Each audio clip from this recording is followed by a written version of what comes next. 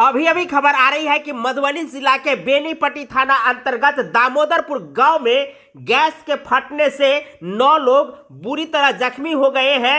वहीं 4 लोग जो बुरी तरह जख्मी हुए हैं उनको इलाज के लिए बेनीपट्टी से सीधा दरभंगा रेफर किया गया है।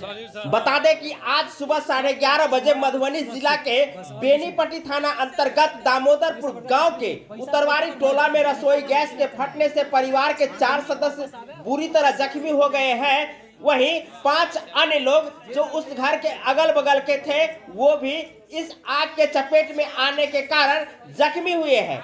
बता दें कि इस घटना में 4 की हालत बहुत ही खराब हो चुकी है, जिसके इलाज के लिए उन्हें दरभंगा भेज दी गई है।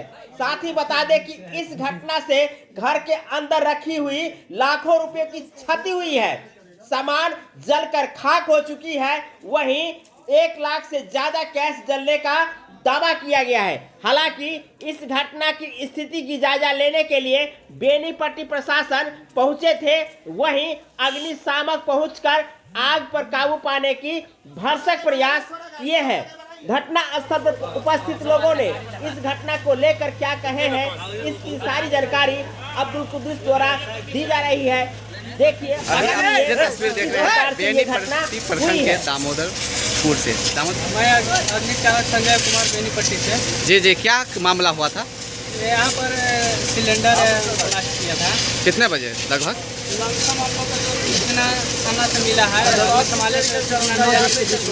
अच्छा, कितने लोग जख्मी हैं? अच्छा जी, आप बताएंगे आपका नाम? राजेश कुमार मंडल। जी, क्या हुआ था? यहाँ पे हम तो घर पे थे, अपने घर पे थे, तो आज देखे तो पूरा इधर हुआ था। मेरा नाम मिस्टर रमन कुमार है। पंचायत से बोल रहा हूँ। घटना हुआ है लगभग 10 के बीच में हुआ है। 11 बजे के बीच में। कितने लोग जख्मी हैं? 9-10 में है। 9-10 के बच्चे।